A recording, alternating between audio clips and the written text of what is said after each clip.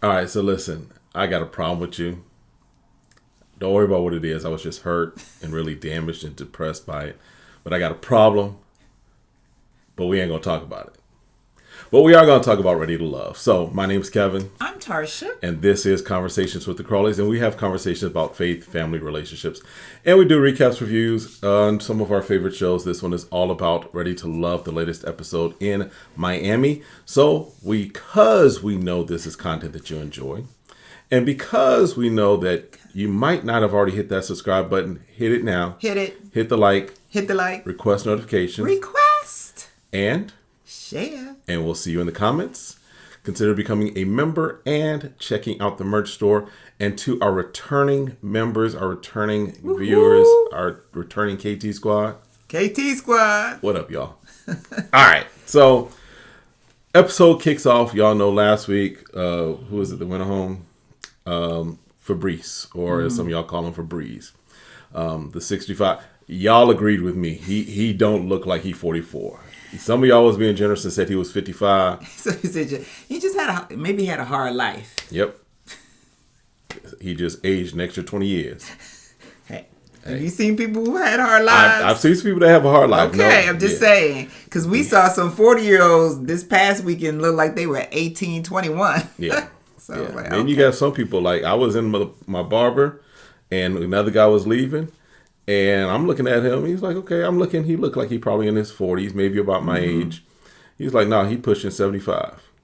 See, I'm telling you, you better live right. Living right helps. Makes you look better. Hey. All right. So anyway, Blue. Our boy Blue sets up a fishing outing with some of the fellas. Not all the fellas was there. Right. All the ones who got the call. Right. All the ones that was in the WhatsApp, those, yeah. So they sitting there having conversation, just who you feeling, kind of that thing, and then Tommy shows up out of nowhere, right? He just knew where they were because Blue is just like, I'm getting some of the fellas. No, producer's like, hey, look, y'all available? Go down to the pier. Mm-hmm. We'll get y'all some fishing poles. Mm-hmm. We know y'all ain't got none. We'll go ahead and get you some fishing poles. Go ahead and throw them off the lake, and then Tommy will show up. So, but as they're doing that, Blake talks about how, he's feeling Sue and all of that. Mm-hmm. Mark Anthony talks about he's feeling Mercedes, but it's kind of early, and that's when Tommy shows up. Gives his whole spiel because, Tommy has to drop his knowledge for the week. Mm-hmm. That love is a game of give and take. Mm-hmm. And so he tells them that they are going to have the yacht party. Now, it was also interesting that not all of the guys were there. That's true. To hear the instructions, not all the guys were there. Because normally he gives in the lounge. In the lounge, the next task or what they're going to be doing next. So one of the ladies is not going to last. Yeah, right after the boat ride. Well, before the boat ends, it's like one of y'all getting on the little dinghy and y'all going to get rolled back to shore while we still sitting up here. That's what's going to happen. All right. So before the yacht party, though, Mark Anthony's like, look, I want to get a little time in with Jeffrey. And they go ride Mechanical Bull. I don't know what else to say. Jeffrey is like, I like horses. I don't do Mechanical Bulls. So obviously he goes first. He ain't going fast either. Let's just be honest. He's, Yeah. He's just, showboating a little bit. And then she does decide to get on, which, again, she should have just kept cheering. It was going. She said she could have like fell off. This. She could have fell. Listen. Look, if you can't handle I'm that just motion. Saying. Well, but remember, she the country girl, right? Remember, she took old boy. That's what she said. Who is it, DeMario? She took him with his rain boots on. She said she does horses. He did have on. DeMario, those were gardening boots. Those were gardening boots. Those were galoshes or something. I don't know. I don't know if he thought he was going to step in something. I don't know. But she gives this that she's a country girl, but DeMario was riding the horse with no issues. And she had issues riding the horse. Right. She got issues riding the Mechanical Bull. Correct. I'm just saying, I don't know if I believe the country girl as far as what you presented. That's just me. So basically, she does ask him how would it be to be in a blended family. And he's like, I came from a blended family. He doesn't really have an issue with it. But he also says that he's never dated a woman with kids before. Yeah, which that's interesting because to me, that has to be a choice. Because a lot of times you are going to find single parents. So you have to be... The older you get, yes. Yeah. So you have to be intentionally trying not to date someone that doesn't have kids. Yeah. And it may not, and here's the thing, it may not be intentional that he's purposely avoided it, but it is kind of, in my opinion, again, we've been out the dating game for 26, 27 years. But let us know, because I think that you do have more of an opportunity, especially the older you get, like I said, to come across people that will have had kids or been divorced or what have you. So our 19-year-old has come against true. single young ladies that have kids already. That's true. But so, how old is he? He's in his late 20s? No, he's 30-something.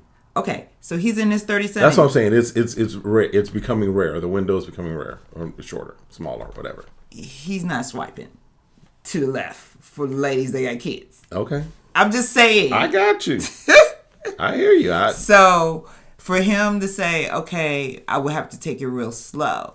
So the question is, because I think if he would have told me, well, I never dated anyone with kids, and I would say, oh, was that your preference? Right. Because if that was, it's okay. You might have a different, your preference Correct. might be opening up. So Correct. We'll see. And there have been ladies before that says, I've never dated or didn't want to date any men that had kids. Yes. So. Or they call them baggage. Yeah. Yeah. Yeah. That's All too right. much. So, but she does say that he has shot up on her list. Mm-hmm. Cool. Blue goes out on a date with Marcia. Mm-hmm. And she says that Blue was the most caring and assertive at the mixer. So I was like, okay, that sounds cool. Because Blue kind of did disappear the last couple episodes, in my opinion. Mm-hmm. Not as much as there one person who we forgot was on the show. Right, Anthony. Yeah. But, go ahead. No, I can hear that. Maybe he's just, a little reserved. Mm-hmm. And so, and then when he does meet one of the ladies, he really shows up in that moment. Yes. So, I don't know if I saw a deep connection, but it seemed like they were vibing. They were vibing, but she started, because Blue... she's the one with the... She has all... She's like, I don't like the outdoors. I don't want to do this. I don't want to do nothing with a cabin. Yeah. He's like, you don't want to go to a cabin? She's like, no, because there's bears and What raccoons. do in the cabin? It's like... It's like... Well, you can relax. You can have good conversations. Right. You can cook. Enjoy. I'm not an outdoorsy person either. No. But if you like those Airbnbs, when I see the cabin and... I'm okay with going... I'm a city boy. Listen, yeah, but... in Chicago, we got 3 trees in the entire city. Give me a good porch and a rocking chair. Yeah, I mean, I can do an outdoor, fire pit or whatever. Yeah. And just sit around that, what have you. I don't know. But going out roughing it, where I get a tent and I'm building a campfire from scratch. And I'm stooping behind a tree? Nah, that ain't me. No, we're not doing that. Mm-hmm. But my fishing is always done at like Walmart, Fry's, Albertsons. That's how I do my fishing. I go right to the fish section. Right. And it's like, give me that catfish right there. Right. That's my fishing. But if we could just hang out, got a nice little porch, we can smell the outdoors, and then when we're ready to come in the door... and I don't end up smelling like the outdoors. Right. It's outdoor adjacent. Outdoor adjacent. So... they eat oysters, but he's like, her do's and don'ts are kind of a little flaggish for him. Mm-hmm. So it's like she's not open to trying things. Right. It's just automatically, nope, I don't do that. Nope, I don't do is there raccoons? I don't do raccoons. I don't do this. So yeah. All right, so now it's the yacht party, and Tommy, meets all the people. Mm-hmm. He does say that our boy Andre is stepping away from the process because he tested positive for COVID. Mm-hmm. So hopefully it looks on his Instagram like he's good, no issues. So he just stepped away. Mm-hmm. So that is going to be for what's her name? For Cynthia, that was a little shocking, if you will. Right. Because she had that good connection with him. She cried and really opened up to him. So now she's kind of like, okay, I need to find my next connection. Correct. So starts off with Mark Anthony giving a toast to everybody. But then Anthony, who we forgot Anthony was part of the show. Anthony has not been seen since like the first part of the mixer almost. So, right. So Anthony and Cynthia are talking, and she makes a statement, something to the effect of, if a man doesn't change, if he's consistent and doesn't change with kids, doesn't become negative or what have you, then there's nothing that's going to change him, that he's pretty solid and secure in who he is. That's kind of what I got from it. I was getting more of that she was saying that normally when people have, I guess, men have children, they become more mature or whatever. But if a man has children but he doesn't change his ways and what he was doing prior to having those kids, then he'll never change. Gotcha. It's kind of her opinion on that. So that's kind of what I took from what she was saying. Yeah. I don't know. I think if someone's immature, they're going to just be immature afterwards. Yep. But sometimes it situations make you think about changes. Yeah. Right. And sometimes it won't. So, but he said the conversation flowed, and remember, we find out Anthony does have a daughter. Mark Anthony was with Jeffrey for a moment.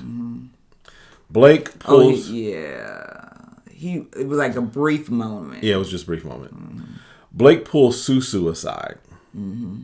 And he was like, I want to show my appreciation because you went above and beyond. You bailed your boy out. You kept my name in your mouth. Right? So he gives her a gift. I don't know. I feel like it's a little much, a bracelet. Maybe if you brought me flowers or you kept it real simple. But to me, like a bracelet is like we're in a relationship. Right. Y'all tell me. He should have called up Samson and be like, look, Samson, from last season. What up, Samson? Like, what should I do? What kind of gift should I get? Like, because it's more about the thought, right? So what things does she say? What is her favorite flower? Something that's going to be a little bit simple. But not marking, like you said, marking your territory. That's how I felt.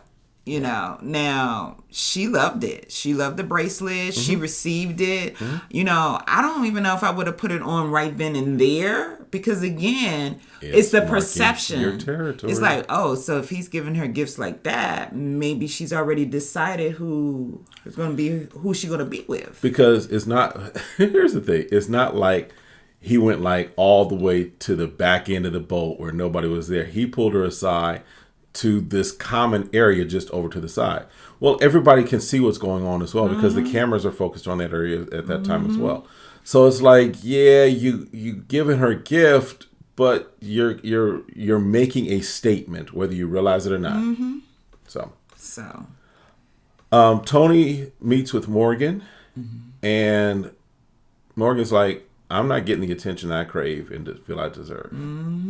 She's like, I'm feeling him, but I don't know if he's feeling me. And he keep flirting around and all this. She's like, I know that, but you got to show me some attention.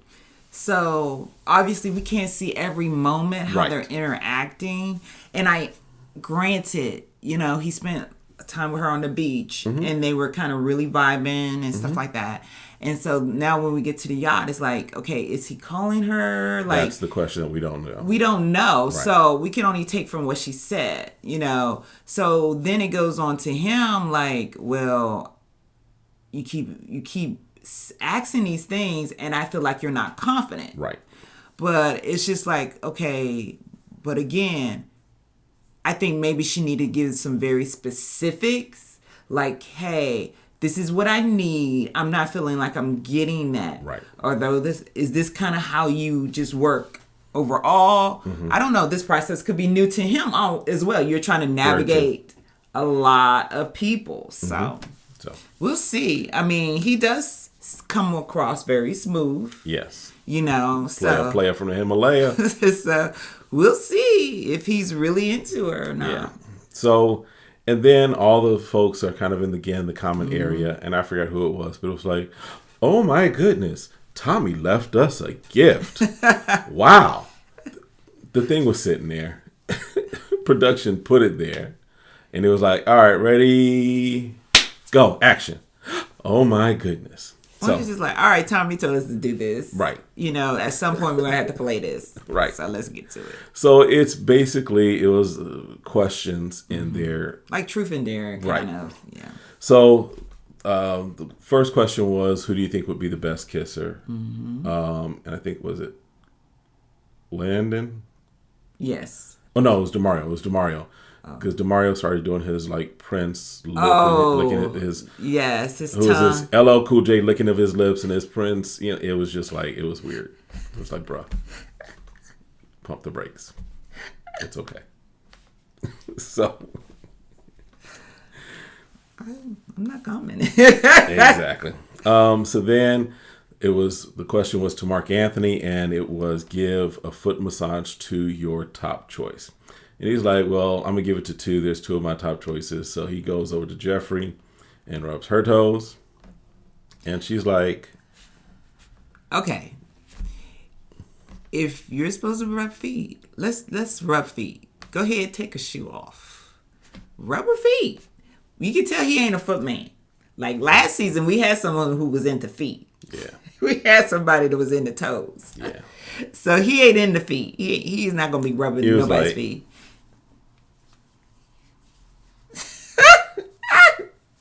He was like, and I would like, if you coming over here rub my feet, you need to wash your hands first. You need to get your hands off of her sweaty feet. Wash your hands, and then you want to come back around. I'm just, you're going to do toes. Yeah. So, and then he goes over to Mercedes and does the same thing. Does the same thing. So shoe off. Yeah. He just was rubbing calves and ankles. Morgan got the question of her top 3 sexiest people. So she's like, Lyndon. And Tony was like, okay, all right. I'm coming. My name's next. And then Marcia. He was like, wait, how'd that work? And then she's like, and then Morgan's like, I'm going to put myself in here. Yep. And Tony was like, oh, just like that? I'm not in your top 3? You got Lyndon, you got another woman, and then yourself, but I'm not. Okay. You know, but it's about being confident about yourself, right? Yeah. If he's going to want her to be confident, you got to have that confidence. She spun it right on him. That's a mind game. Yeah. I'm so sorry. She's messing with your mind. She messing with your mind, bro.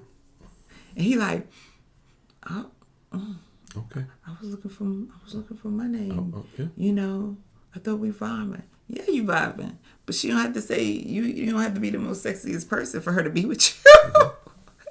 Nope. And then Jeffrey had the card of the question of asking for a kiss from her strongest connection. And that was Mark Anthony. And over on the side, DeMario's like, ew.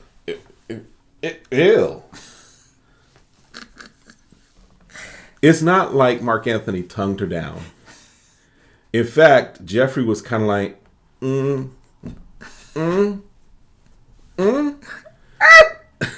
So, yeah, it was awkward. It was an awkward kiss. It was like she didn't even know how to kiss him. I'm like, you asked him to kiss you, and then you don't know how to kiss him? It's just supposed to be a little cute pet. Yes. Why is this awkward? But again, we talking about egos. You felt like that was your strongest connection. I didn't feel like they had a real deep connection when they talked, when they were around the horses. I was like, it wasn't like I saw chemistry like, oh, they'll make a cute couple. It just didn't seem the vibe. But, hey, trust me, he'll get over it. Yeah, you will. But it was just, and here's the thing, because this was the same thing, was it Kira last season, that Mike had an issue with? Yes. But, so you're on a show. Granted, you don't want to be, you don't want like The Bachelor where it's like the Bachelor is kissing like 15 different women within a 4-minute period. Yes. I get that. Right. But like tongue kissing. This was a half peck, and you're like, that was disgusting. I was turned off. Bro, you realize that she did have a life before you. You do realize that she's probably kissed other men before you. In fact, maybe as recently as 2 weeks ago before the whole process started. That's true. So the fact that it's in your face, if that's enough of a turnoff for you, this wasn't the show for you. Yeah. So I agree. that's just my thoughts. So anyway, then DeMario's like, okay, well, I'm going to go ahead. My biggest connections are Corvaya and Jeffrey, but Corvaya's like, she's starting to feel him. She's like, okay. Yeah, they're getting along. They're every time they come into the event, that's what she says. Yep. And they connect immediately, like they meet up and say hi. Yep. So I'm like, go with your strongest connections and stop worrying about or being like overly about other people when you like, okay, this could be really working for me. Exactly.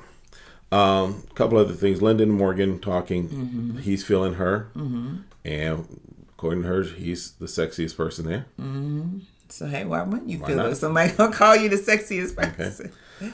But then Blake pulls Jeffrey aside. He's like, "Hey, can I borrow you? Let's go talk." She's like, "Okay."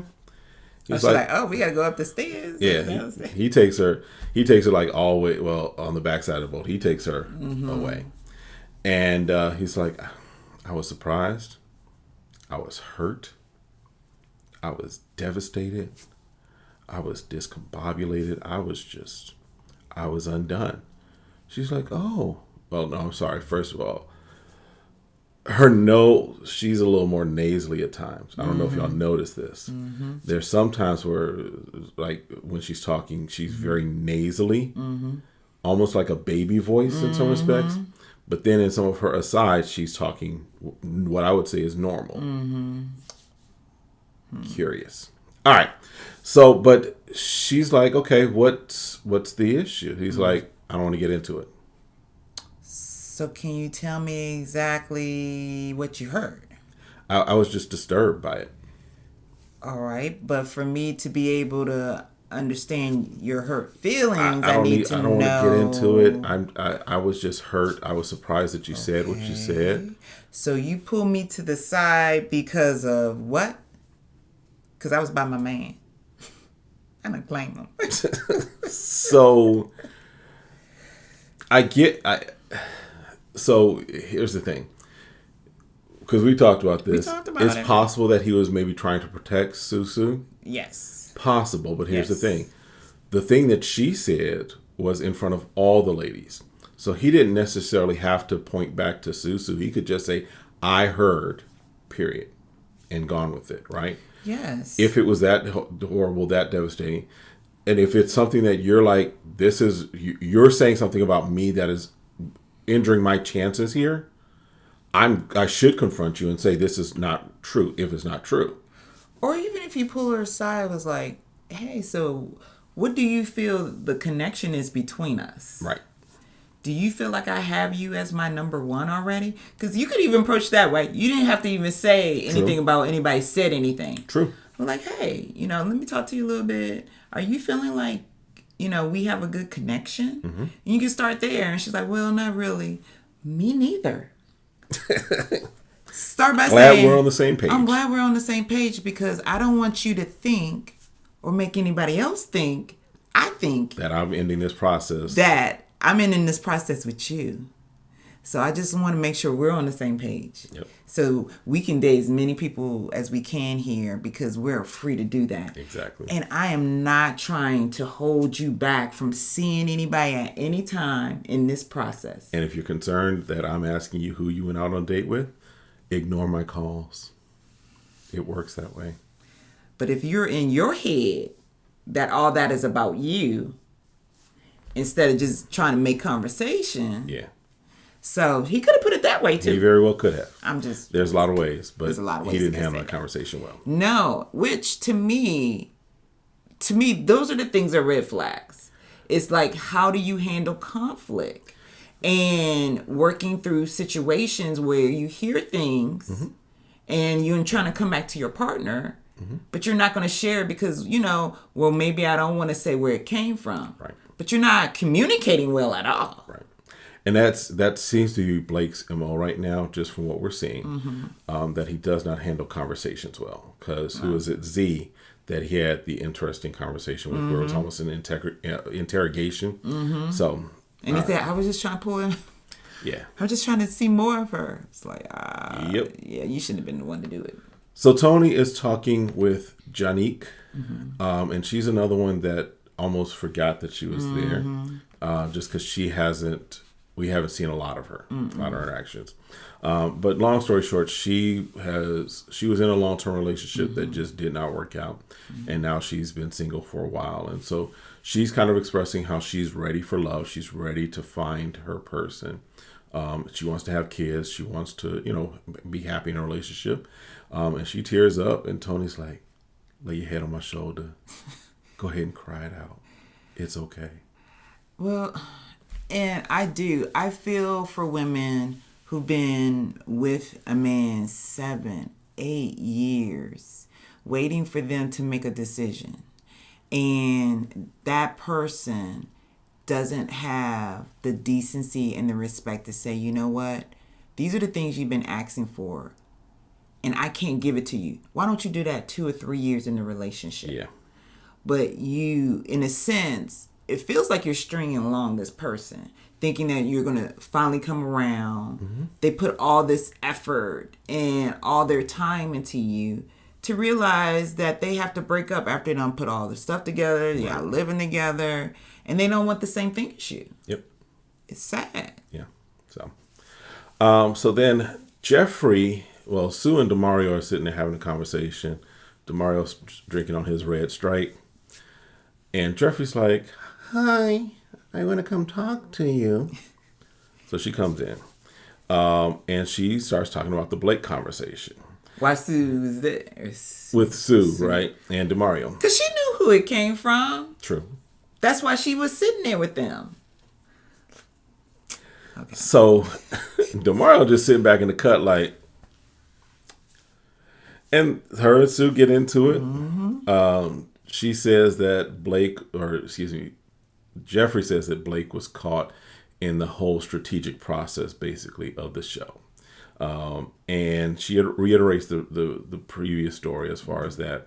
And Sue's like, is it possible that you misheard him? Is it possible that you didn't interpret correctly what he was saying to you? No, this is what he said. Okay. And Sue said it like, I told him. What? I let him know what you were saying. Yep. And because it affects me. So I don't want to continue on the process if he's indicating you're the one for him. I'm going to back out. So I have to interject to see, hey, is this true? Right. Because I don't want to be in your space if you've already decided who you want to be with. Right. But it also in some respects prevents some of the other ladies that could potentially build a relationship or build a connection with Blake. They then have in the back of their mind, well, no, Jeffrey said that he's already locked in on her, so there's no need to. So it is something that has to be resolved in some respects. It does. One way or the other. One way or the other. But it still didn't get resolved. No. Because Blake didn't come out and say it. No. And then Sue's being very truthful and saying, look, I needed to know because I felt that we had a strong connection. But I don't want to be the fool in this. Right. So I'm going to the source. Everybody plays a fool sometimes. So what are we going to do? Yeah. And Mark's like, I'm not refereeing this. I'm just going to sit here. He's just going to sit there, drink his red stripe, and keep it moving. I'm like, but hopefully he's taking note. Yes. I hope so. So Tommy shows up, and he's like, all right, fellas, let me pull y'all aside. Where we at? So Lyndon says his top right now is Morgan. Mark Anthony is feeling Jeffrey. Anthony, who came in from the cold and decided to show up this week or got invited to things this week, says that he's really feeling Cynthia. That's because that's the only person that we've seen him have a conversation with. Blake is feeling Susu. And the brothers are like, oh, she got a nickname? DeMario is feeling Corvaya.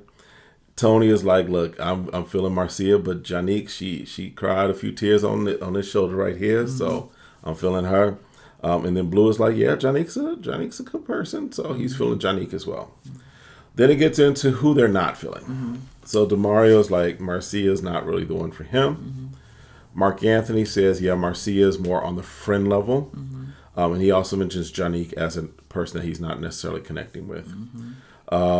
Blue and DeMario both mention Corvaya, and kind of just she sometimes speaks without thinking. Blake is like, yeah, Jeffrey, she got to go. Anthony is also not feeling Jeffrey, as well as DeMario is not feeling Jeffrey, and then Anthony is not feeling Corvaya. So then there's a conversation as far as the fellas on what's going to happen. And remember, this season there is this new twist, if you will, where basically on each side they have, if someone's slated to go home, if all of the guys or all the ladies agree, they can save that person for another week. Right. So that comes up in this conversation. We don't know. We just get, because DeMario's like, nah, y'all ain't, we saving this person now.